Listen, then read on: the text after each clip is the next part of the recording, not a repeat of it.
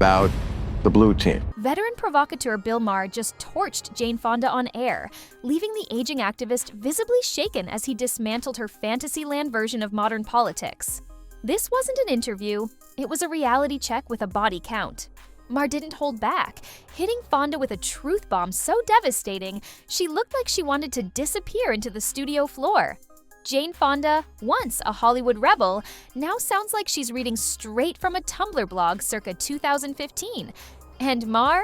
He's had enough. With a smirk and a sigh, Maher slowly peeled back the delusion and exposed the rotting core of the modern left. Right to her face. You could almost hear the air leave the room. It was the kind of moment that makes you wince, then rewind. Fonda tried to clap back, but it was like watching someone throw tofu at a tank. This wasn't just a roast, it was a political exorcism, and Fonda was the demon getting dragged out. Watch as Maher becomes the unlikely executioner of the very ideology Fonda spent decades defending, while she sits there, blinking, stunned, and totally out of ammo.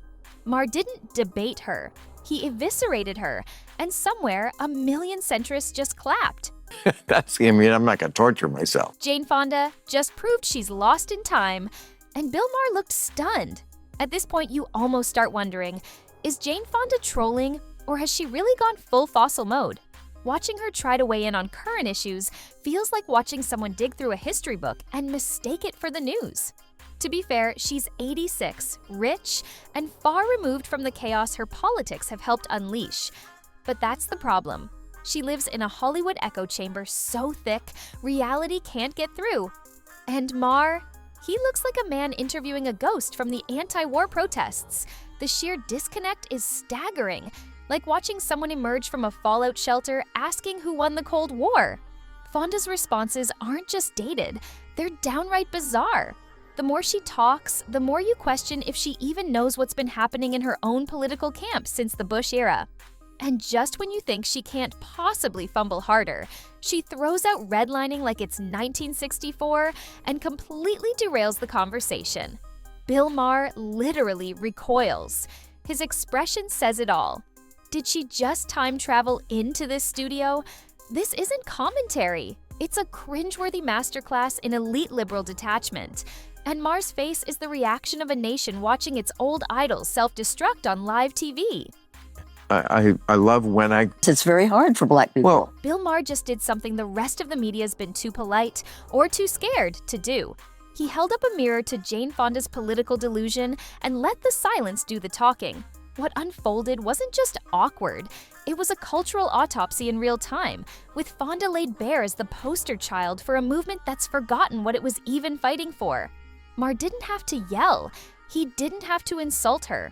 He just calmly, methodically dismantled her fantasy world until all that was left was a confused 86-year-old activist clinging to slogans from half a century ago.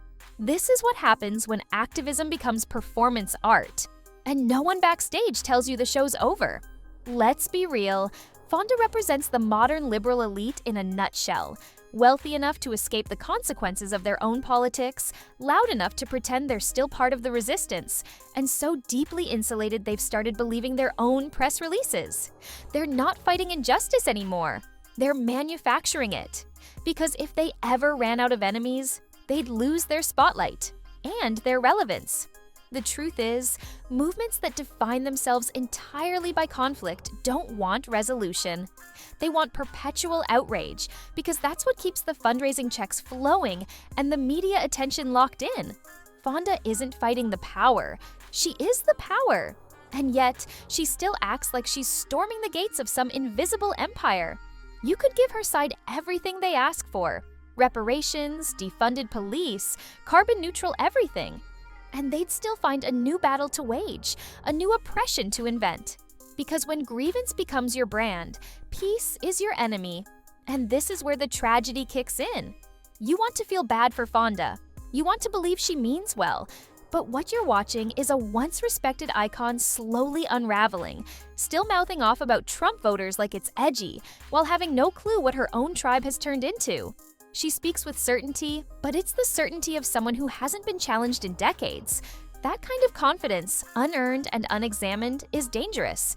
She's still preaching to an audience that no longer exists, and the few who are still clapping, they're just as lost. At this point, it's not about being cruel, it's about being honest. Jane Fonda might need to take a hard look in the mirror and ask herself, am I still helping? Or am I just talking because I don't know how to stop? And if the answer is the latter, maybe it's time to retire from the political spotlight with whatever dignity she has left.